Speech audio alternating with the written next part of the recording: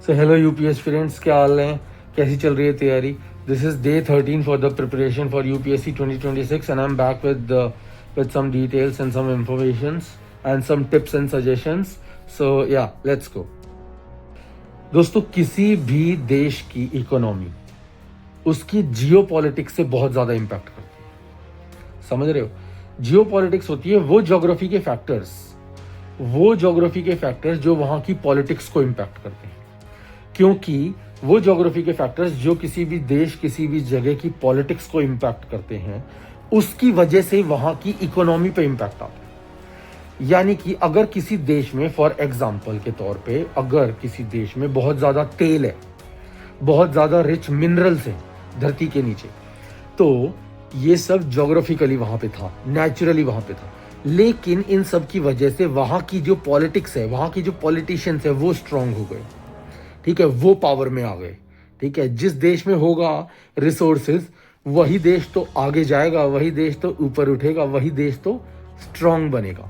अब क्योंकि वहाँ के पॉलिटिकल लोग, पॉलिटिशियंस स्ट्रांग हो गए, क्योंकि वहाँ पे बहुत सारे रिसोर्सेज थे, तो इनकी वजह से होगा क्या? उन रिसोर्सेज की वजह से वहाँ की इकोनॉमी स्ट्रेंथन होगी, यानी कि वहाँ की अर्थव्यवस्था, यानी कि वहाँ पैसे का मैटर स्ट्रांग हो जाएगा।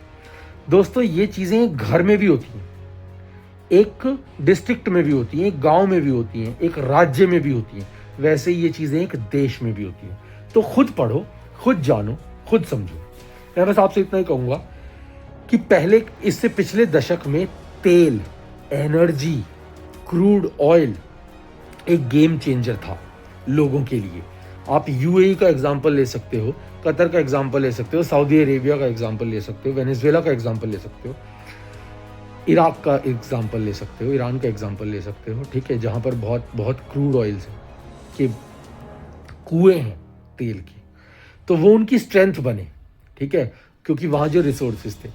आज के टाइम पे सेमीकंडक्टर्स, वो सेमीकंडक्टर्स से बनी हुई वो जो चिप्स हैं, जो रॉकेट में भी डलती हैं, मशीन्स में भी डलती हैं, रोबोट्स में भी डलती हैं, गन में भी डलती हैं, कंप्यूटर में भी डलती हैं, मोबाइल में भी डलती हैं। आगे आने वाला टाइम उन चीज़ों का है। कौन कौन सी दुनिया में ऐसी जगह हैं जहाँ पर सेमीकंडक्टर बहुत ज़्यादा प्रोड्यूस हो रहा है, यानी कि बनाया जा रहा है? कौन कौन से ऐसे देश, कौन कौन सी ऐसी जगह हैं जो बहुत ज़्यादा मात्रा में सेमीकंडक्टर को कंज्यूम कर रही हैं, उसके कंज्यूमर बन रहे हैं, उसको खरीद रहे हैं, जिसमें आपको चाइना मिलेगा वर्ल्ड में। ठीक है, इंडिया इस रेस में कहाँ है भी कि नहीं? पिछले 16 साल में, 20 साल में क्या किया इंडिया ने? सारी चीज़ों को देखो, समझो, जानो, तब पता चलेगा। ये देखो कि अमेरिका की कौन कौन सी चीज़ें हैं जो अमेरिका की ताकत है, कौन कौन सी चीज़ें हैं जो अमेरिका की कमज़ोरियां हैं, वैसे ही कौन कौन सी चीज़ें हैं जो चाइना की ताकत हैं आज की डेट में, सोशल, इकोनॉमिकल, पॉलिटिकल, हिस्टोरिकल तरीके से। समझ रहे हो? लोगों के लेवल पे, ठीक है, सेक्टर के लेवल पे, डिफेंस के लेवल पे, हर तरीके से देखो।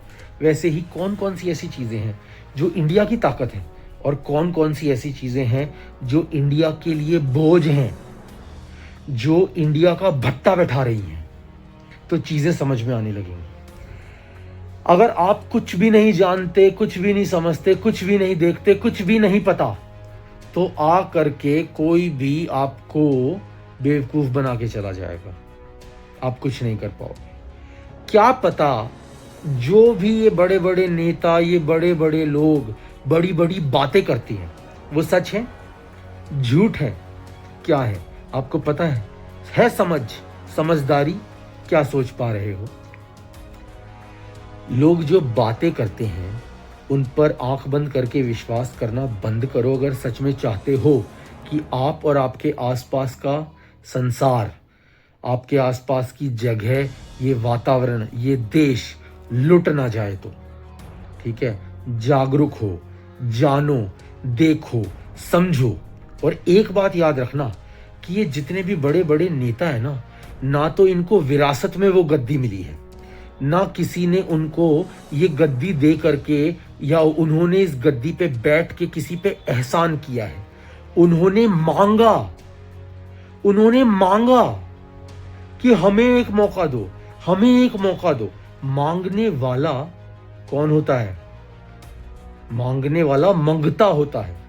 ठीक है, अगर अंबानी का लड़का बोले कि रिलायंस पे मेरा राज चलेगा तो कोई कुछ नहीं कर सकता, लेकिन अगर देश के नेता बोले कि उस स्टेट में, उस राज्य में, इस देश में उनका राज चलेगा तो ये गलत है। और अगर वो लोगों में इतनी हिम्मत है कि वो खुलेआम, सरेआम एक तो झूठ बोल सकते हैं, तो इसका मतलब देख लो कि हम कितना पिछड़ते जा रहे हैं। अगर खुलेआम, शरेआम जो बात करेगा, आवाज उठाएगा, अरे जो बंदा नेता बन के बैठा है उसी ने तो मांगा था कि मुझे एक मौका दो काम करने का, और उस मौके में उसने धोखा दे दिया, तो गुद्दी तो उसी की पकड़ेंगे हैं, सवाल का जवाब तो उसी से लेंगे, कॉलर तो उसी का पकड़ेंगे हैं, समझो। तो क्या उसका कॉलर पकड़ना, सवाल करना, उससे जवाब मांगना, उसको अकाउंटेबल ठहराना, उसको यह दिखाना कि उसने क्या गलत किया है, उसको यह दिखाना कि क्या हो रहा है, ये देशद्रोह है, ये गद्दारी है देश के साथ? नहीं, जो इन चीजों को देशद्रोह कह रहा है वो है असली देशद्रोह। समझो, अपनी आंख खोलो, अपने आने वाले बच्चों के लिए, फ्यूचर जनरेशंस के लिए चीजों को समझो। ऐसे भी देश हैं जहां पर अगर कोई भी किसी भी तरीके का करप्शन होता है ना, तो वहां के नेता तुरंत रिजाइन कर देते हैं कि भाई हाँ, ये हुआ और ये मेरे राज में हुआ, मैं कुर्सी से नीचे हट रहा हूं। और ऐसे भी देश हैं जहां ढीठ लोग कुर्सी छोड़ते ही नहीं है, जवाब देते ही नहीं है, सामने आते ही नहीं है, जो जी में आएगा वो बोलते रहेंगे, बोलते रहेंगे, बोलते रहेंगे, झूठ पे झूठ, झूठ पे झूठ, झूठ पे झूठ। जो जनता जवाब मांग रही है वो देते ही नहीं है। नेता किसी भी आदमी तक पहुंच सकता है, लेकिन क्या कोई भी आदमी नेता तक पहुंच सकता है? अभी थोड़े दिन पहले फ्रांस का प्राइम मिनिस्टर इंडिया में आया था। वो मुंबई की रोड में बढ़िया घूम रहा था, आम जनता से मिल रहा था। ये दर्शाता है कि वो कितना ओपन है, कितने खुले विचारों वाला है। और यहाँ हमारा देश का एक छोटा सा भी नेता 10 गाड़ियों का लेकर के साथ में काफिला चलता है, ताकि भौकाल है, ताकि वो अपनी पावर का प्रदर्शन कर सके। क्या है पावर? कौन सी पावर? नेता मांगता है वोट, नेता मांगता है मौका, तो मांगने वाला मंगता होता है। और मंगता कभी भी अमीर नहीं हो सकता, मंगता कभी भी ताकतवर नहीं हो सकता। लेकिन एक बार ताकत में, पावर में आने के बाद वो पावर उन्हें संविधान देता है। संविधान ने ताकत फैसले करने की, संभालने की दी थी भलाई के लिए, देश का और देशवासियों का भट्ठा बिठाने के लिए नहीं। और दूसरे देशों के साथ देखो चीजों को, चाइना को देखो। चाइना में प्राइवेट प्लेयर अंबानी अडानी जैसा कितना भी बड़ा बन जाए, कितना भी बड़ा बन जाए, उन्होंने इस तरीके से अपना सिस्टम बना रखा है कि वो चाह कर के भी चाइना की राजनीति में कोई भी फेरबदल नहीं कर सकता, कोई भी अपनी दखलंदाजी नहीं दे सकता। और यहां पर इंडिया में एक छोटा सा बंदा भी अगर 10 करोड़, 20 करोड़, 50 करोड़, 100 करोड़ का आदमी है, तो वो देखो, तुम सोचो कहां से लेकर के कहां तक क्या क्या कर सकता है, खरीदने में, बेचने में। ये वक्त है जागने का, समझने का, जानने का, उठने का, इससे पहले कि हम और हमारे अपने, आप, मैं, हम सब एक ही हैं, एक ही नाव में हैं, हम सब लुट ना जाएं, टूट ना जाएं। उससे पहले जागो, समझो। नेता को हाथ जोड़ के झुक के खड़ा रहना चाहिए, लेकिन यहां जनता हाथ जोड़ के झुक के खड़ी रहती है। ठीक है, और भी बातें। ऐसे बहुत सारे छोटे छोटे देश हैं जिनके पास हमसे ज्यादा पैसा है, जिसके पास हमसे ज्यादा रिसोर्स तैयार कर लिए, जिन्होंने हमसे ज्यादा टेक्नोलॉजी में खुद को एडवांस कर लिया है। ताइवान है, सिंगापुर है, जापान है, और भी बहुत है। ठीक है, इंडिया में क्या हो रहा है? इंडिया में आप मानो चाहे ना मानो, बहुत सारे लोग देश के अंदर ही गद्दार हैं, असली गद्दार। पकड़ो, ढूंढो। हर बंदे की जिम्मेदारी बनती है खोज करना जानना, इंफॉर्मेशन को निकालना, उनको अलग अलग मंचों पे आइडेंटिफाई करना, हाईलाइट करना, उनका जुलूस काटना और गलत आदमी को दोबारा नहीं जीतने देना। समझो इन बातों को। आप खुद समझदार बनो ताकि देश बच सके। सब समझदार बने ताकि देश बच सके। कोई एक आदमी का देश नहीं है, कोई एक इंसान भगवान नहीं है। तुम भी उतने ही ताकतवर, शक्तिशाली, बराबर के भागीदार, हिस्सेदार हो जितना मैं हूं, जितना ये है, जितना वो है, जितने सब हैं। बल्कि नेताओं की तो जिम्मेदारी बनती है कि वो जनता की रक्षक बने, भक्षक नहीं, सेवक बने, मेवा उठाने वाले मेवक नहीं। और भी बहुत चीजें हैं। खुद जानो, खुद देखो, खुद समझो, देश दुनिया से कंपेयर करो, पीछे लग जाओ सबके। किसके? जो गलत करने की राह पे चल रहा है। गलत आदमी को इंडिया में आज की डेट में ये कॉन्फिडेंस है कि वो कुछ भी कर सकता है, कोई कुछ नहीं उखाड़ सकता। एक ऐसा माहौल पैदा कर दो कि गलत आदमी की रूह कांपे, गलत सोचने से पहले भी, कि अगर मैंने गलत कर दिया तो कहीं ना कहीं से नहीं, हर तरफ से लोग आएंगे, जनता आएगी, आम लोग आएंगे और मुझे चकनाचूर कर देंगे। तब जाकर के ये देश बचेगा। क्योंकि बहुत सारे लोग सिर्फ और सिर्फ अपना और अपनी औलादों का सोच रहे हैं। उनकी औलादें अगर कम टैलेंटेड हैं तब भी वही ऊपर जाएंगी। उनकी औलादों में वो पोटेंशियल, वो हिम्मत, वो टैलेंट नहीं है, तब भी वही ऊपर जाएंगी। ये नाइंसाफियां सिर्फ हम लोगों के चुप्पी, आंख बंद करना, नजरअंदाज करना और गलत के सामने झुकने की वजह से हो रही है। और ये सब कुछ हम लोगों के बोलने, स्टैंड लेने, आगे आने और एक दूसरे का हाथ से हाथ मिला करके शक्ति बन के लड़ाई करनी पड़ेगी। करप्शन के खिलाफ, धोखाधड़ी के खिलाफ, मिलावट के खिलाफ, धांधलेबाजी के खिलाफ।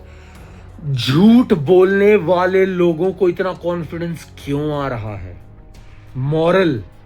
मोरालिटी, एथिक्स, समझो चीजों को। अगर आप बेसिक्स नहीं समझ सकते तो यूपीएससी सर्व करने के लिए आप क्वालिफाइड नहीं है। यूपीएससी सिर्फ और सिर्फ सब्जेक्ट को क्रैम्प करके, पास करके उन कुर्सियों पे बैठने वाला एग्जाम नहीं है। धोखा मत दो खुद को और अपने देश को।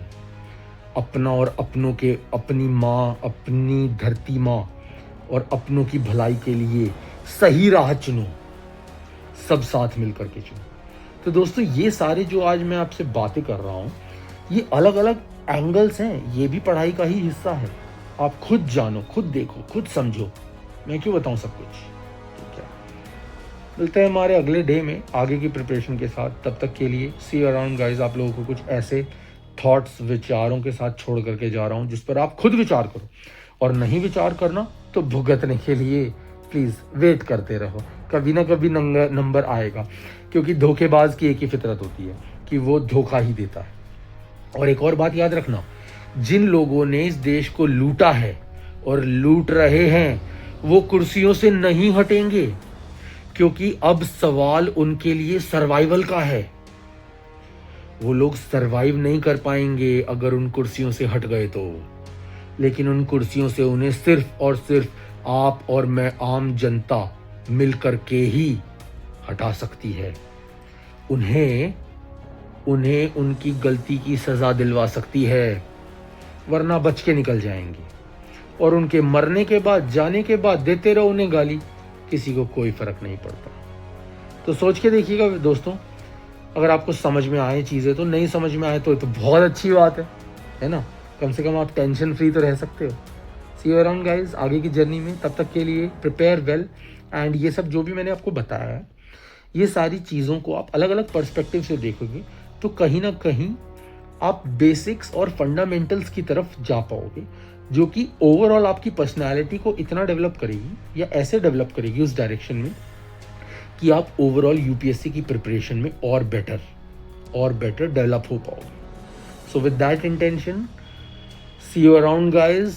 मिलते हैं आगे की प्रिपरेशन में, तब तक के लिए all the very best, prepare well and see you soon guys, stay tune and full journey के लिए you can watch the series on my channel and yeah all the very best guys.